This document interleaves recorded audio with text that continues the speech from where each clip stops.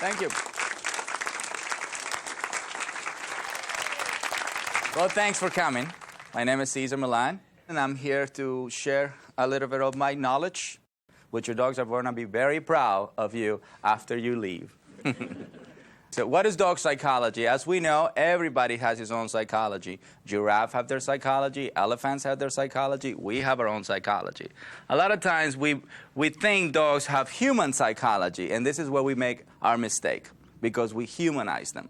If we understand their psychology, even if we don't like dogs, we can control them by understanding their psychology, because we're going to know how to relate to them. And dogs are very simple. Animals are very simple. We make it complicated for them by not understanding who they are and what they need and their language and how they create the behavior. They don't live in the future and they don't live in the past. We are the only species that lives in the past or the future. Yeah, this is why they develop issues, because or we live in the future or we live in the past. We're not living in the moment. Dogs and any other species live in the moment. You see? And some humans, when they have a dramatic thing in their life, they're going to now live in the moment. So meaning those humans who almost die. From that point on, the water is beautiful, the food is beautiful, you know, the wife is beautiful, everything is beautiful. He's living in the moment. You see it? So one thing that I have learned from dogs is to live in the moment. So if somebody brings me a dog that just attacked a human, I don't see him as that. I see him as a dog who needs some type of help. But I don't see him as what he did yesterday, because he didn't premeditate that. This doesn't mean dogs are less than human or more than human. What I want to bring today is awareness. They're just different species. And if we don't fulfill them as a species, they're not going to be happy. They're not going to have a balanced, centered life. Here's what I want you to learn about dogs. Dogs as animals, dogs as a species, dogs as breed, dogs as personality, and my fulfillment formula. First, let's look at dogs as animals.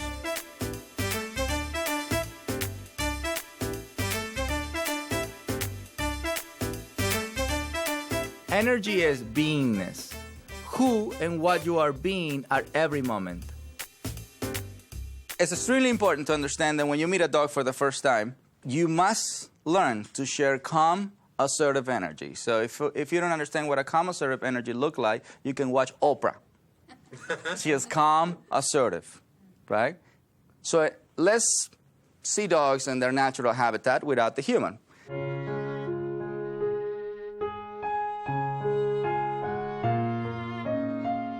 So it's the mom, then the puppies. Now those puppies have to find a place within the pack. So that becomes their status, but they don't have a name like we do.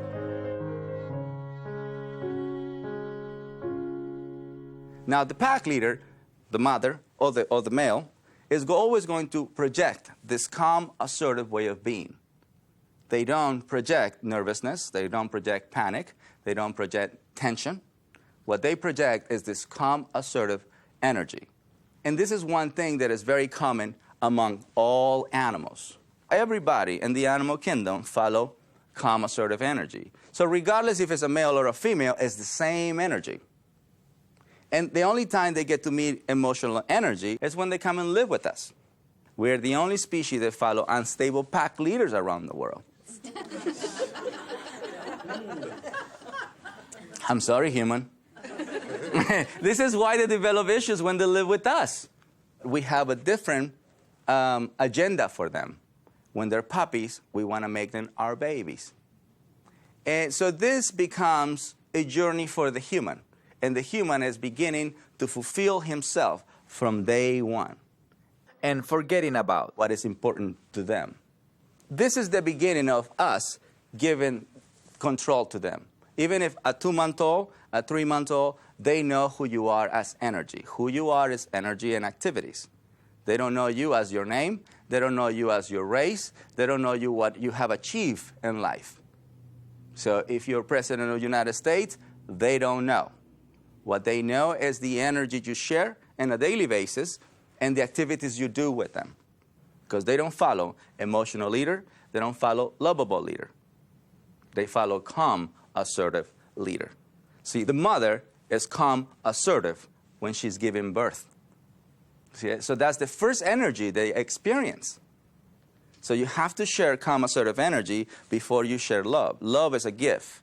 We're going to be the only pack leader that loves them. Their pack leader will now create birthday parties for them. See, we're the only pack leader that show that kind of love. Their pack leader will not reward behavior. He will not turn around and say, guys, thanks for following me 10 miles. Or the mother will not say, you know, kids, you behaved so well today, let's go to Chuck E. Cheese. Dogs that live in America, they have shelter, food, and love. And those are the guys that become unstable because they're not working for food and water. Simple as that. So a dog needs to be told what to do every single day. Leadership is forever. Love is forever. But a lot of times we get a little lazy and we just do love, no leadership. Once you share that energy and then the mind goes into a calm submissive state, then you share affection. Then you share your love. Then you share your excitement. Make sure you provide or you create calm submission first. So we need to understand the energy is something that we have to consider before we adopt a dog, before we take a dog to us, because this is who are we going to deal with. We're going to be dealing with energy, then behaviors. So if you can overpower with your energy alone, and then they develop unwanted behavior. See it? Pack leader is energy. Pack leader is no sex. It doesn't matter if it's a male or a female. If the female is strong, she rules. Whoever owns 2 to 3 dogs, sometimes they own a very tough female, right? So it's not the sex, or it's not the male-female gender, as she is a dominant one. And she is going to tell everybody. It can be 2 males following her. She doesn't see herself, I'm a female, so you are supposed to follow you. No, I'm the dominant one. You guys follow me. So understanding calm assertive energy and projecting calm assertive energy is going to be the key of having a connection with our dogs, regardless of the breed. Now, let's focus on dogs as a species. I love to remind everybody about animal, dog, animal, dog. If you master this, you're going to have the connection that you're always dreamed to have, or you knew you're supposed to have that kind of connection, but because we come in this way, we're not going to connect the way they connect with each other. So we're going against Mother Nature. One of the things I learned growing up on a farm is never to work against Mother Nature. In our relationship, we have to understand that we have to fulfill each other's need. Me as man and you as woman. In this case, we're same species, different psychology. Different psychology, the same species, different psychology. In a dog world, male or female is the same psychology. They both follow dominant type. In the human world, female is emotional first. In the male world, we're more psychological about things. And this is the battle that we always have. This is why we have to read some books about women's psychology and men's psychology. See it? Otherwise, we're not going to be able to communicate and have a balanced relationship.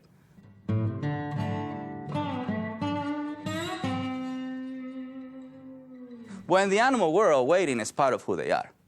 See, zebras wait, lions wait, crocodiles wait. Shit, and they just flow, wow, and get the zebra, right? But they have to wait to eat. They don't just get the meal by FedEx Express. Here it is. It's a zebra. See, they have to wait, right? Dog is part of the animal kingdom. Domesticated means they're not going to hunt for food. Doesn't mean they're not going to work for food. They work for food. So when they're little, they're working by waiting for the mother. They have to wait. So the mind is already doing a psychological exercise. Waiting is psychological. Feeding is a ritual. We ask the pack to work for food and water, and this is why we walk the pack before we feed the pack. They will not get fed if the mind is excited, nervous, tense, aggressive, or dominant. They get fed when the mind is calm, submissive. Whoever I want him to eat, that's who's going to eat first. And guess who's going to eat first? Him, because he's quiet. Daddy. Not you. Back.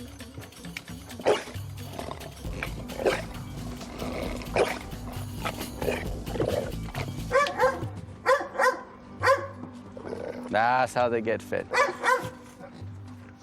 The mother makes them work for the food in that case. And the mother never comes to the den, "Hi, babies! Ha, ha, ha. You're so cute, baby. Just my baby." Right? Never. That behavior is only happens when they live with human. From that point on, we become that excited energy. This is why a lot of dogs do not listen to the human, because the human becomes that excited source of energy. See it? The mother is never excited. Never. The mother is always calm and assertive. Right? So we feel sorry when we see a dog that is under stress, or other dogs are beating him up. See, the dogs don't feel bad about it. They finish, and then they lick him.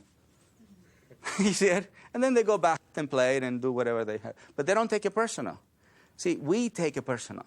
And this is how we create traumatic experiences. So let me give you an example. One of the dogs that I work in the show, a Great Dane, who was afraid to walk in shiny floors. This dog had a bad experience, walking in the shiny floor. He hit himself against the glass, and it hurt. The owner heard this boom. The owner came in. "Oh my God! Are you okay, sweetie? Oh my God!" So this was the experience of a dog, right? If the owner can just come in and observe that nothing happened, that would allow the dog to get up, shake it, and walk back again. But because she behaved this way, the dog became fearful to walk on shiny floors. If the dog had that accident without the human being there, that dog would never had a problem walking in that shiny floor. You see it? Because the human created that traumatic experience. A dog would have come and it smells him. And then the dog would get up, shake himself, and then they will walk together to this side, or maybe they walk to this side. But they will never share this panic, or this feeling sorry about the dog. They don't share that. This is how they help each other.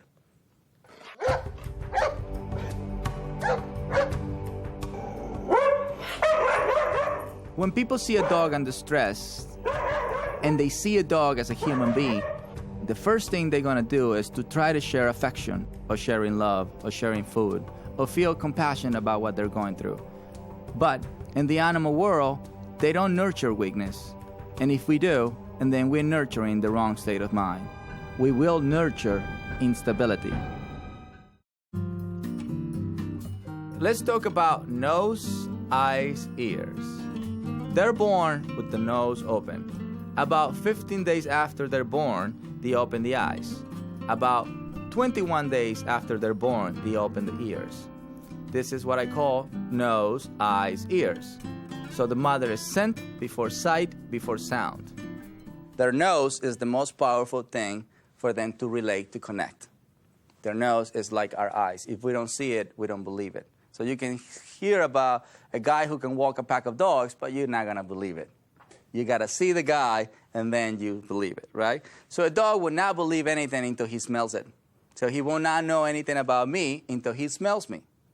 So what is best for their balance is nose, eyes, ears, meaning you're not going to touch, talk, or give eye contact. It's best for that kind of behavior is not going to help the dog to see you and understand you in a better way. Now, let's talk about rules, boundaries, and limitations. creating rules, boundaries, limitations, I believe that this is the hardest thing for a lot of people to create right away. So what do you mean? I'm going to give rules, boundaries, limitations to a 2-month-old? Yes, the mother do. See it? The mother creates rules, boundaries, limitations from the moment they're born. We believe that we have to wait a year for a dog to have rules, boundaries, limitations. Well, in the meantime, he gives you rules, boundaries, limitations. See it? So you can wait as long as you want. He knows that you're not sharing rules, boundaries, limitations. So eventually, that's what we're going to call rehabilitation, because you have to rehabilitate the position you lost long time ago. So if you don't want to lose position, if you have the opportunity to raise a puppy, make sure you follow what the parents follow. The mother makes sure they wait, and the mother makes sure she walks with them. And then she tells them how far can they go away from the den. Those are rules, those are boundaries, those are limitations. And then the mother would allow them to experience activities with each other, and when she disagrees, she comes and bites or carries them from the neck. This is how their parents right away share rules, boundaries, limitations. Without you setting rules, boundaries, limitations, they're not going to respect you. So rule, boundaries, limitations gives you access to achieve respect. They need rules, boundaries, limitations. Whatever breed they are, if it's a 3-legged dog, 1-eyed dog, the dog can't hear, they still need rules, boundaries, limitations. Now, let's look at dogs as breed, how they are the same and how they're different. But they're all dogs. So a lot of times we get so caught up into the breed. All the German Shepherds are this way. No. German Shepherd is just the skill. It's just the cultural background. He's animal, he's dog. And if he's out of balance, it's because these guys are out of balance. Not because the German Shepherd, not because the name. So who they are is animal, dog, breed, name. The culture behind America love to come name, breed, human. A dog becomes a human. So we're going to use human psychology on a Chihuahua, on a German Shepherd, on a Boxer, on a Rottweiler, on a mutt, anything. Anything, you see it? They're all going, even, mixed dogs or mutts, or however you want to call them. They develop the same side effects as German Shepherd. So it's not the breed. So do not focus on the breed when you're dealing with a behavior, because that's not where it's coming from. The breed is just the skills or the outfit that they're wearing. It's how they look, right? Example, Siberian Huskies. They have the capability to travel for a longer period of time, but all dogs travel. It's just the Siberian Husky, as a breed, can travel for days. That's why it's hard for a Siberian Husky to live in the city, because there's not a lot of walk. Any breed can cause trouble, but the strongest breed will create bigger damage. And this is where I find a lot of my red zone cases. It is important to recognize the power of a strong breed. This is where the pit bulls come in. This is where the cane corsos come in. This is where the mastiffs come in. This is where all those big boys who are very, very powerful, and they can lock on a dog and destroy it. But that's not something that they, when they're little, they say, well, when I get older, I want to be in the news. Like human. A human would premeditate, blah, blah, blah. But they don't. This happens because they're living with a human who just loves the breed, but does not understand the animal and the dog. See it? So if you have a frustrated pit bull, it's going to intensify what they do. Simmer down. Emily, quiet. Emily is a classic example of a red zone case. And when pit bulls are frustrated, they're like gladiators. When I am in front of a red zone case, which is a dog that wants to kill you, then what I have to do is just put a leash on him, put rollerblades on me, and take that energy away from him. Red zone dogs is a combination of frustration and dominance. Frustration from the lack of exercise, dominance because he controls the human in the house. So these two combinations create this. You can't stop them. So in order for you to talk to the mind, you have to remove the energy from the body. This is why the rollerblades help me so much. Because when I put my rollerblades and I ask him to move as fast as he can,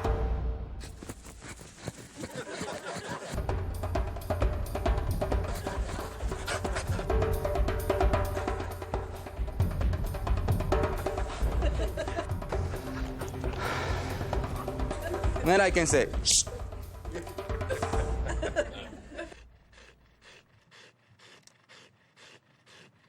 So anybody had any questions? How do I know if my dog is so out of control that I would need to seek professional advice? Well, it's best to look for professional help anytime you don't feel sure, right? So if it's something mild, a professional person should come and help you and put it together for you so you can start from the bottom to the top, right? Or at least to have an understanding how to approach the behavior. So I guess you need professional help anytime you don't feel sure about a behavior. You have to play the leadership role. And to control powerful breed, you really have to master the leadership. It's not just halfway, leadership. You have to be 100% leadership. Because being the pack leader gives you access to control instincts and genetics. See, the pack leader controls everything. He tells them when to walk, when to rest, when to eat, who to hunt, which way to go. He says everything. And he doesn't speak and ask everybody, are you guys okay with my decision? He just does. This is how they behave. This is their language. This is their communication. This is how they create pattern behavior. It is no debate. There is no, do you agree with me? And a lot of times I see people talking to the dog, come on, let's go this way. No, y'all want to go this way. Come on. I'll give you a cookie after that. And the dog the whole time was smelling the grass. You have a question? How does my dog show me he's the leader between us? Well, it's actually very simple. If he jumps on you when you arrive home, he's the pack leader. If he walks, if you open the door and he goes in front of you, he's the pack leader. If he barks at you and then you feed him, he's the pack leader. If you're sleeping and then he paws you, he's the pack leader. So whenever he makes you do something, he is the pack leader. Simple as that. So when you wake up on your terms, you're the pack leader. When you open the door on your terms, you're the pack leader. When you walk in front of that door, you're the pack leader. When you make him do whatever you want, you are the pack leader. And I'm not talking about 80% of the times. I'm talking about 100% of the time. So if you give 80% of leadership, they give you 80% of follower. And then the other 20, they run the show. So you can't give space for them to lead you. We don't run the relationship with our dogs. Guess who's going to run it? The dogs. Because they require, in order for them to be connected, a pack leader. A big backyard is not a substitute for a primal activity like a walk. Even with a big backyard, a dog can still develop frustration. The energy has to go somewhere. So barking is a sign of this dog's not getting enough exercise. Excess amount of barking. Barking is communication, but normal communication will be woof, woof, woof, woof, woof. That's normal. That's a bark, but that's a normal way of telling you somebody's passing by. But see, that is a frustrated bark, right? So it becomes this way of telling you, I'm frustrated, but I'm not going to die with frustration. See, I'm going to release my frustration somehow. Barking. Then your neighbor, your dog barked the whole time. I know, something wrong with him. It's like right away they blame the dog, right? Yeah. So we don't take responsibility of what is happening to them because a lot of times we don't know, right? It's lack of information that make us blame them. Something wrong with me. I did everything. Everything. I tried everything. You're the last hope. Everybody said that to me. You're the last hope. So what have you tried, Bob? I gave him cookies. I changed the food. I bought a new pillow. We take him to the park every day. And he's not changing. You know what I mean? Okay. Let me explain your dog's psychology then. Destructive behavior is a sign of this dog's not getting enough exercise, not being able to relieve this physical energy. So if you don't remove energy away from puppy, adolescent, adult, or senior, you're just adding more energy to his being. So this energy, instead of benefit him, his state of mind, is going to create a detrimental state of mind. They're going to move very fast. You know, they're going to be wired the whole time. They're going to be... You're going to come home, open the door. You're going to have this. See it? You're going to have this excitement. Why? Because you have not drained his physical energy. You have not challenged him psychologically. He's just in the back of the house. So when we come home, we open the door. You miss me? So we see that the dog is missing us when it's actually a dog experiencing a frustrated moment. So this can be cured or rehabilitated by us providing exercise. There are 4 levels of energy: very high, medium, and low.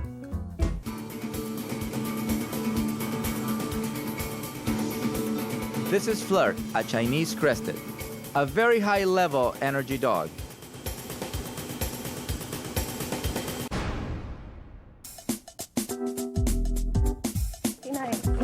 You remember Emily the pit bull?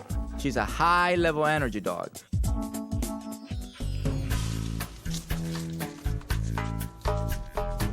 Kane, the Great Dane, is a medium-level energy dog.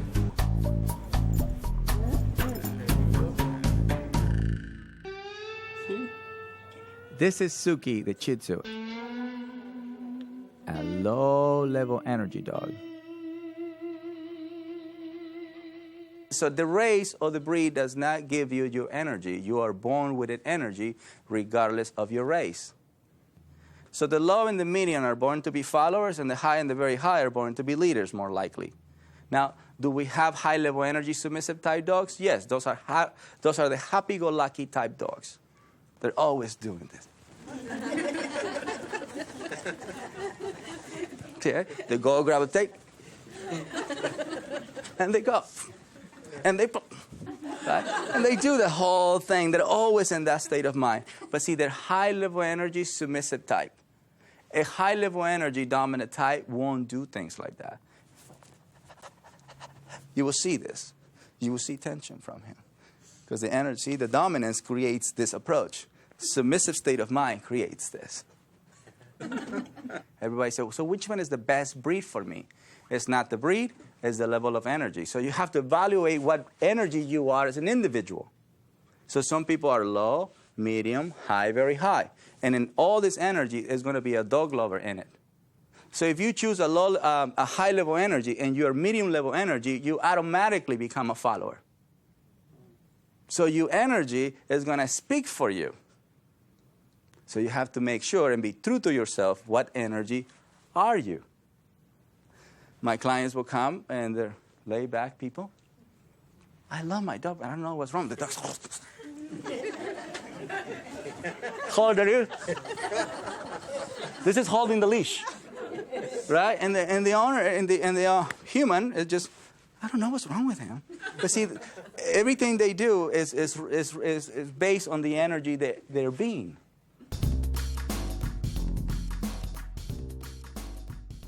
It's best for us to allow them to come to us. Do not come to the dog. Let them come to you, because that's going to allow them to do nose, eyes, and feel your energy.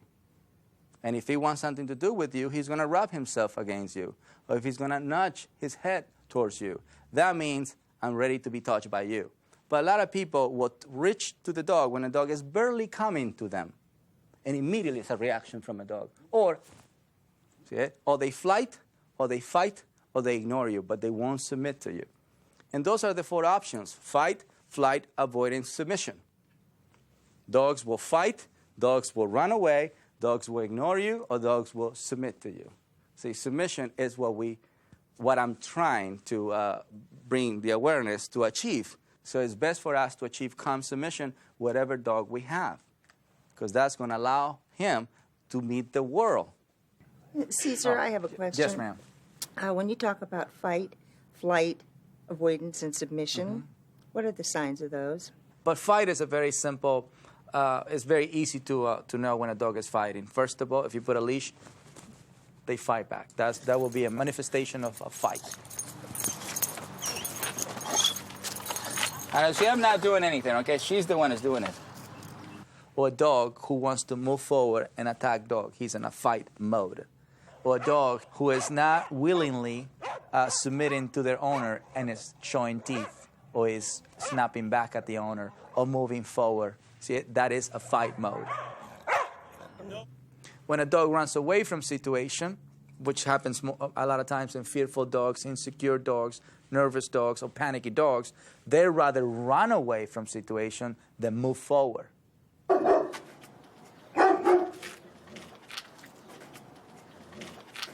Avoidance is when you're talking to a dog or you're having a communication with a dog, regardless body language, energy, or sound.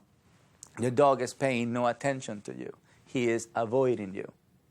Or a lot of times avoidance, you can also see it when you're coming to him and he just give you a circle. He's avoiding your presence, right? And submission is when they see human and they immediately go after the human.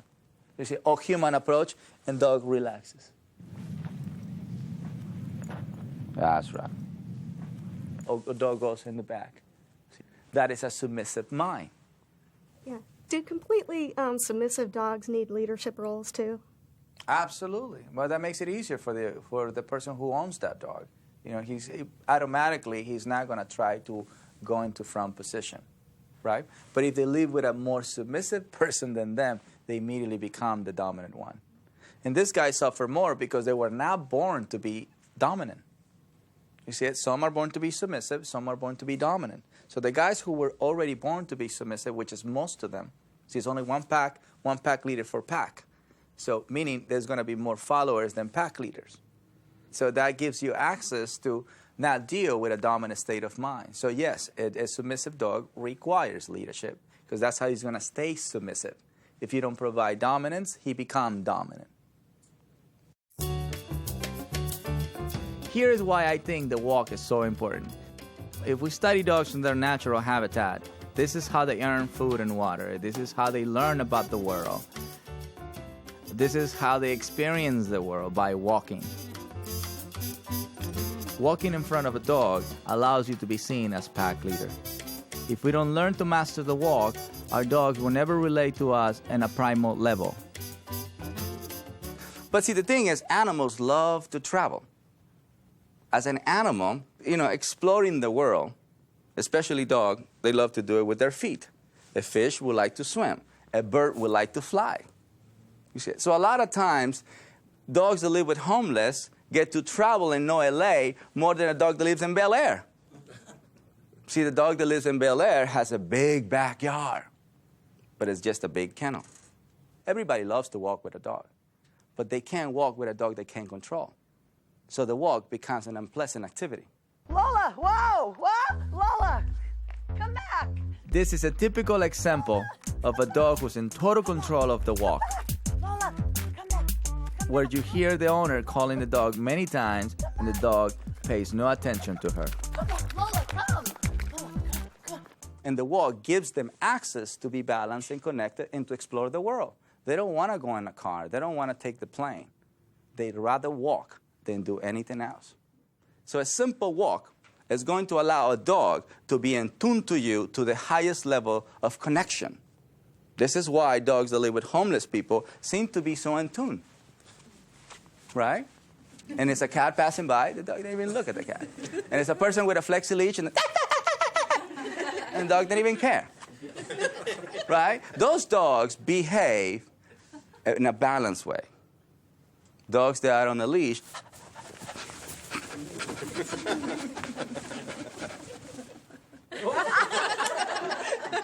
this is the dogs on the leash, everybody. And there's a human in the back. He's so cute in the front. Oh, not right now. Right? This is a lot of human. This is a human. If you notice, if you study, what I'm talking about, you're going to see that the human is in the back and the dog is in the front. And the homeless is in the front and the dog is in the back. Position means a lot. Most of the time, the owners are following their dog. But because the dog doesn't get in trouble, they say, well, there's nothing wrong with the dog, right? But that puts other people in jeopardy, especially the person who doesn't have control over their dogs, because those dogs will approach you. And if you become tense, nervous from that, it's going to be a barking contest or an attack motion. They can never be in front of you while they experience this world. Okay? So this is where you're always in control moving forward. So when they see a deer, when they see a rabbit, when they see other persons with a dog, you have absolutely control to control the reaction right away. So a simple walk gives you the access to control any kind of breed. Now, let's look at dogs as personality. Personality is something that we create. It only exists in the human world. All right, so now we're going to talk about personality, which is everybody's favorite subject. This is the name. This is Billy. This is Max. This is Tommy. This is Lita. You know, this is what we create. Personality is something that we create. A lot of people say, well, my dog loved to explore, so they name him Columbus because he loved to explore. So they create this personality for him, and they give him this name of Columbus, right? But the truth is, all dogs love to explore. This is the truth. They all love to explore. So it's a cultural belief that dogs are human. In America, we believe dogs are human. Is this good for a dog or this is bad for a dog? Well, it's bad for a dog. It's good for the human. A lot of my clients will come and say, you know, my dog is my soulmate, and my dog is my son, right? But the dog wants to kill somebody, or the dog wants to, the dog just pulls her all over the place. And through her personality, she can't convince the dog, or he can't convince the dog to listen to her or to him. So talking to the name doesn't give you access to control the behavior. What it gives you access to control the behavior is energy, body language. I want to explain the difference between conditioned skill and personality. Conditioned skill is what we do with their energy. Example, if we want a dog to play with the ball and then he becomes really good at it, doesn't mean he's a great ball player. That means we just condition him to release his energy through the ball. And through the ball, we can make him do other activities such as jumping over an obstacle or rolling over. This is not his personality. This is a conditioned skill. Personality is something that we create and it only exists in our world. In a pack of dogs, there are no personalities. In their world, it's only two positions, the leader and the follower. Now we come to the most important part of all, fulfillment. Even if you don't know anything about dogs or you have no clue about dog psychology, knowing how to fulfill a dog properly would allow him or her to be balanced. We're moving animal, we're moving dog, we're moving breed. Everything matters, but it matters in this order. If we don't follow the order, we're not going to be fulfilling Mother Nature the way the Mother Nature is intended to be fulfilled. They don't need us to be balanced. We need them to be close to Mother Nature. We need trees, we need animals. They don't need the human to be balanced. So it's our responsibility to fulfill everything in them for them to accomplish balance. Don't forget the fulfillment formula: exercise, discipline, then affection. All right, so let's understand and apply the formula of fulfillment. Fulfillment is being able to accomplish what animals need, which we talk about it, work for food and water. And in order to work for food and water, you need to move your body and use your mind, right? That's working for food and water. Peace of mind is being balanced. When you're balanced, you're relaxed, you're centered, you're in tune. And you don't have to be a billionaire to be balanced. You don't have to be graduated from Harvard to be balanced. See, Harvard is training, ABC 1, 2, 3. That doesn't make you balanced. What it makes you balanced is being able to fulfill yourself the way you're supposed to have your life fulfilled, which is having exercise, good for the body, psychological stimulation, good for the mind, and love, of course. Those three ingredients are extremely important. I know this is going to sound very simple because it is simple. Can a walk bring fulfillment? You bet. It's very important for the animal to move forward, right? And if it's moving forward next to you, what a better joy, right? Because, again, we're going to be the species who's going to be very proud of them, and is going to love them just by following us. So a simple walk can bring balance and fulfillment in the life of our dogs. But the way we like to fulfill our dogs is love first, then exercise, then discipline. Or love, exercise, no discipline. Or affection, affection, affection. Using affection as the last activity, which for a lot of people, this is like, what do you mean? Affection, the last thing? But I love them. He's so cute. And I just, this is what I have a dog for. This is what I rescue a dog. But again, this is the human first. So we have to become aware that it's not about us, it's about them. Affection is more for the human than it is for the dog. And if you study dogs that work for the blind, you see that they have a sign that says not to give affection. By law, we can't touch those dogs, right? Why? Because at that moment, what they're doing is physical, psychological. So if you come and give affection, you're going to break the state of mind that he's in. See, dogs that are calm, submissive, they can go anywhere in the world. Dogs that live with handicapped people go anywhere in the world. They can go on a plane, they can go on an elevator, they can go whatever. They can visit the President of the United States. They can go anywhere because the mind is calm, submissive. And if you ever study them, you will see that they don't reward every 10 seconds. And those dogs are heroes because they do everything for those people. The beauty is these people will reward dog after they finish. You hear these wonderful stories when they live with a person that is blind, when they live with a person that is deaf. Somehow these dogs are magnificent. But when they live with a lawyer, when they live with an architect, those are the guys that come to me. So we have to understand that love is the last thing we're going to share in order for us to fulfill them first. Then we fulfill ourselves. Then it's a balanced relationship. Affection is going to be for us. Exercise discipline is going to be for them. So animal, dog, breed need the exercise discipline. The name is for affection. See it? This is why I like to break it down this way, because these three guys need physical, psychological activities. The name is the one who gets the affection. This is something that we always have to keep in mind in order for us to always fulfill. Fulfilling is every single day.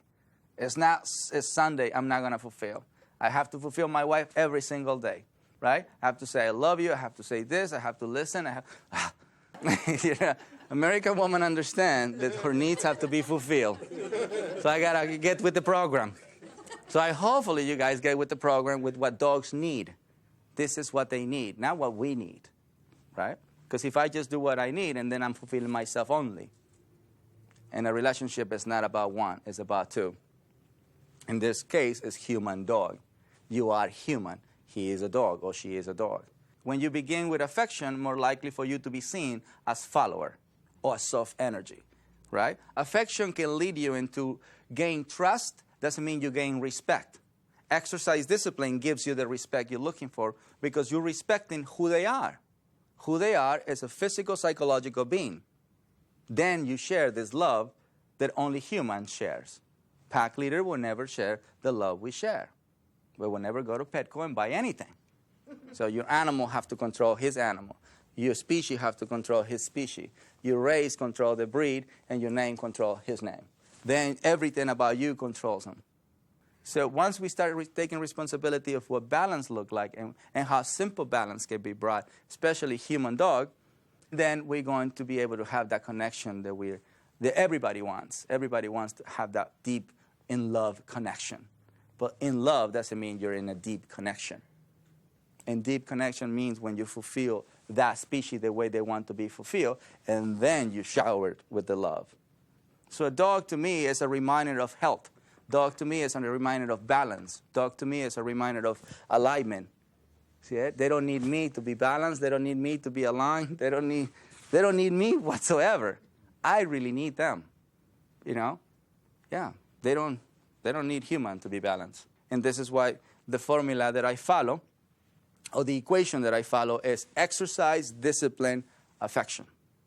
Not affection, exercise, discipline, or affection, exercise, no discipline, or affection, affection, affection. Exercise, discipline, affection. The body, the mind, the heart. This is what I want you to remember. Begin your day with a calm, assertive energy before you share emotions or excitement. Rules, boundaries, limitations are very important for the state of mind of dogs.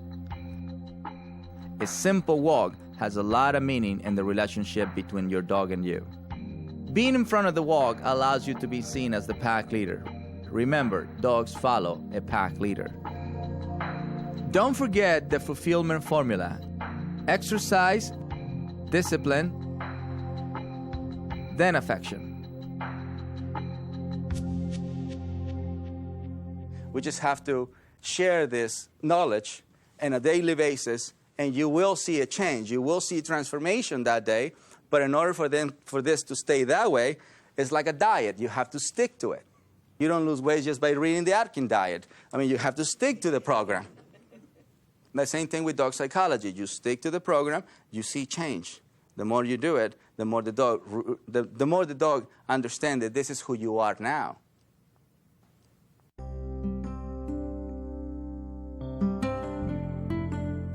My hope is to help people to understand how dogs balance each other, or fulfill each other, or become in tune to each other. How dogs communicate with each other, and how dogs view the world. How they all help within the pack to accomplish balance. And I hope you can find this balance in your life and with your dog.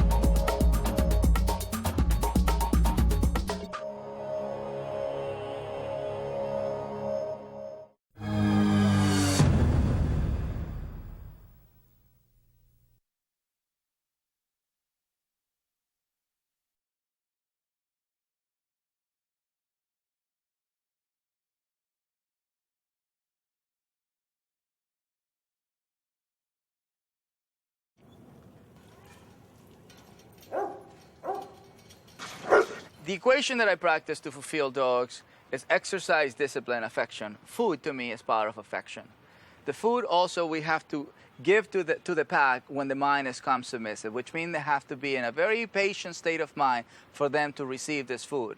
At the same time, when I'm preparing the food, I'm happy doing it. So I am sharing my love, preparing the food for my boys who work already with me, and now I'm going to satisfy the appetite. I like to use my hand just because I feel more close to them. You know, my scent is delivered in the food, so they get to smell me in the meal too. You know, I want to be very intimate with them, and I want to be part of every single thing that they can actually do. I really want to be everything they have, because to me that's pretty much everything I have. My family and my dogs are everything to me. All right, so I prepare a few plates, and of course, Stanley is always ready to get fed first. Stanley, very well. So we invited Stanley. We have, hey, Mandy, sit down. Sit down, Mandy. Very good, nice and gentle. Sit down, sit.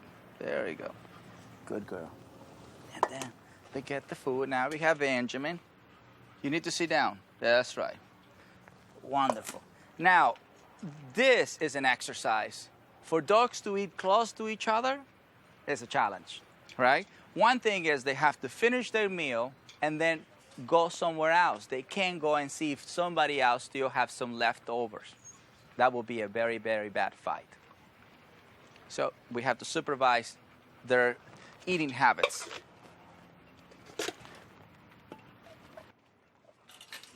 When I have food in my hands, I don't create excitement, because that can create a horrendous fight. We just keep it quiet. I mean, they're going to eat. I'm going to provide the food, but they have to be quiet. They have to be calm before we put the food on the floor. So just a recommendation, if you're going to feed your dog, do not create an excited moment during feeding time. They're already excited smelling the food.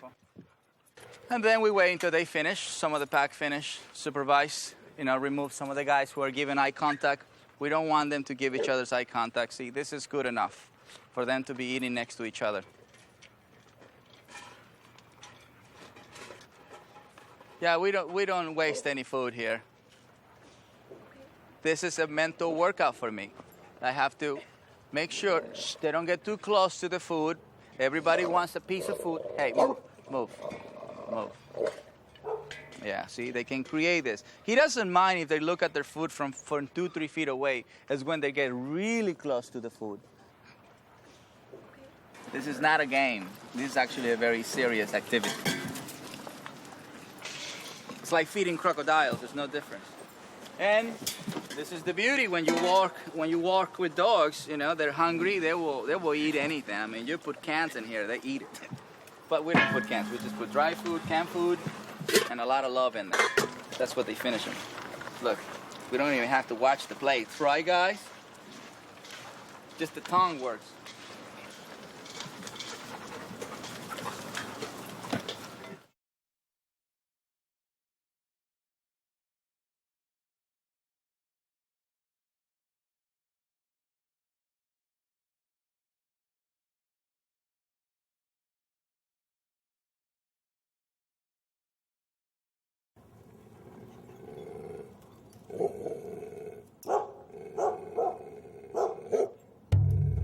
Everybody here has issues. They don't come because they're happy-go-lucky. They're very fearful. They attack dogs, they kill cats, they went after children, they went after humans.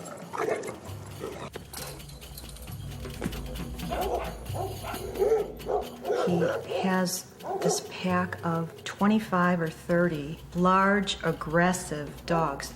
You would be afraid to even come near the fence. Cesar is, I hate to use the term alpha dog, but he truly is alpha dog. What Cesar does is he gets into the instincts and the nature of a dog and how a dog relates and interacts. Everybody's waiting for him. As long as he's in my hands, he's safe.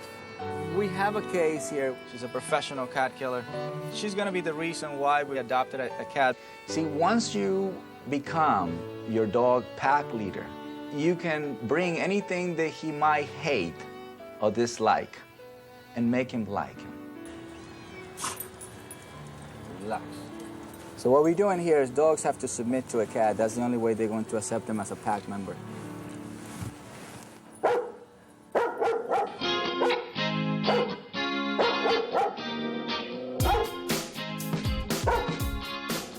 I have 2 or 3 problems with him.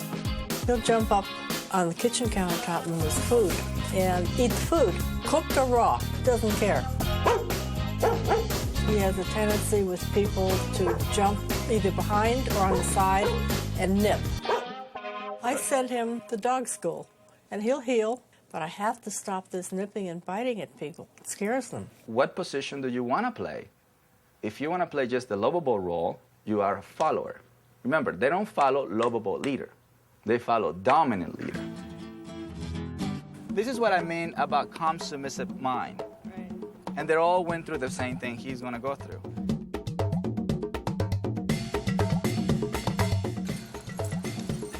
He is uncomfortable around other dogs. He would show aggressive tendencies if a dog was too close to us. He will attack if it's in his personal space.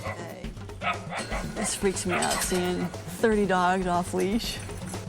I like to bring dogs who the owner said that my dog is very aggressive with dogs. And in my place allow me to analyze how intense they are in a place where it's under control by me. See, they react to the energy. They don't care if they're pit bulls, Rottweilers, German Shepherds, they don't care.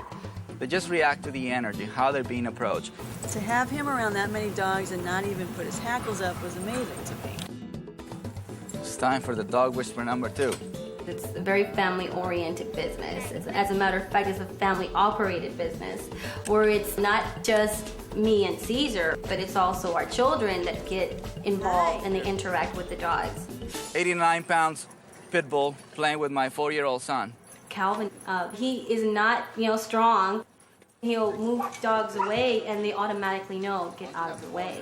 And then I've got a 9-year-old who can help a dog that is afraid of kids. That's the only way you're going to get rid of the mind of a dog who attacks kids, if a kid participates in his rehabilitation. That's better. Much better. I find it very rewarding to know that we can help people that can help themselves in their lives, as well as the relationship with their dog. And to make that kind of a change is unexplainable. It is the most extraordinary feeling that a human can have is their purpose. Born to be dog whisperers here. Next generation.